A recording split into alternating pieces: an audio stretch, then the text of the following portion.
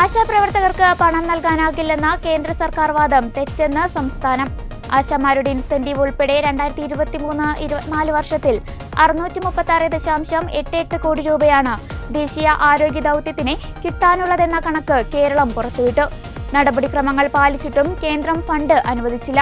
കേന്ദ്രാവിഷ്കൃത പദ്ധതി നടപ്പാക്കിയത് സംസ്ഥാന ഫണ്ട് ഉപയോഗിച്ചെന്നും ആരോഗ്യവകുപ്പ്.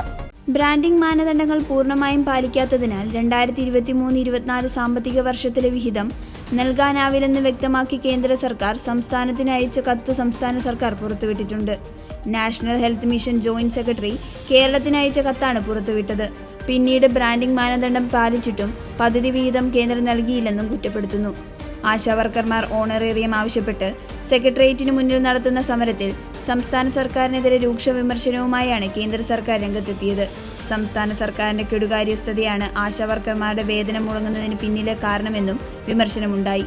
ബജറ്റ് വിഹിതത്തിന് പുറമെ 120 കോടി അധികമായി കേരളത്തിന് അനുവദിച്ചുവെന്നും ആരോഗ്യ മന്ത്രാലയം വ്യക്തമാക്കി.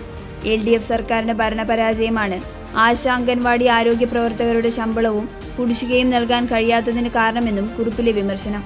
സംസ്ഥാനത്തിന്റെ കഴിവില്ലായ്മയും പിടിപ്പുകേടുമാണ് 6 മാസം വരെ ശമ്പളം കൊടുക്കാൻ കഴിയാത്തതിനു പിന്നിൽ. ആശാ അംഗൻവാടി വർക്കർമാരോട് സർക്കാർ ഉദാസീനത കാണിക്കുകയാണെന്നും സർക്കാരിന്റെ കഴിവുകേട് മറച്ചുവെക്കാൻ കേന്ദ്രത്തെ കുറ്റപ്പെടുത്തുകയാണെന്നും ആരോഗ്യ മന്ത്രാലയം പുറത്തിറക്കിയ കുറിപ്പിൽ പറയുന്നു. ആശാ വർക്കർമാരുടെ സമരത്തിൽ സംസ്ഥാന സർക്കാർ കേന്ദ്രത്തെ പഴിക്കുന്നത് ദൗർഭാഗ്യകരമാണ്. കേന്ദ്ര സർക്കാർ ഫണ്ട് അനുവദിക്കാത്തതാണ് ശമ്പളം വൈകുന്നതിന് പിന്നിലെ കാരണമെന്ന് ആശാ വർക്കർമാരെ സംസ്ഥാനത്തെ മന്ത്രിമാർ തെറ്റിദ്ധരിപ്പിക്കുന്നു. കേന്ദ്ര സർക്കാർ സമയബന്ധിതമായി ആശാ അംഗൻവാടി വർക്കർമാരുടെ ശമ്പളം വർദ്ധിപ്പിച്ചിട്ടുണ്ട്. ഇത് മറച്ചുവെച്ചാണ് സർക്കാർ കേന്ദ്രത്തെ കുറ്റപ്പെടുത്തുന്നതെന്നും കുറിപ്പിൽ പറയുന്നു. ഇത് കേന്ദ്രത്തിന് കൊടുത്ത മെമ്മോറാണ്ടോ ഈ കഴിഞ്ഞ ജയ്സാൽമീർ മീറ്റിംഗിൽ. ഇത് വെറുതെ പറയുന്നതല്ല.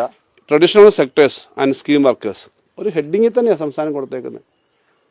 ഇതിനകത്ത് പറഞ്ഞേക്കുന്നത് we also reiterate our demand raised in the previous pre-budget consultation that the rate of honoraria for Anganwadi workers, ASHA workers and other scheme workers also need to be enhanced appropriately. ഭരണപരമായി കേന്ദ്ര സംസ്ഥാനം എന്ന നിലയിൽ ഞങ്ങൾ വളരെ വൈരാഗ്യപൂർവ്വമായിട്ടുള്ള നിലപാടില്ല.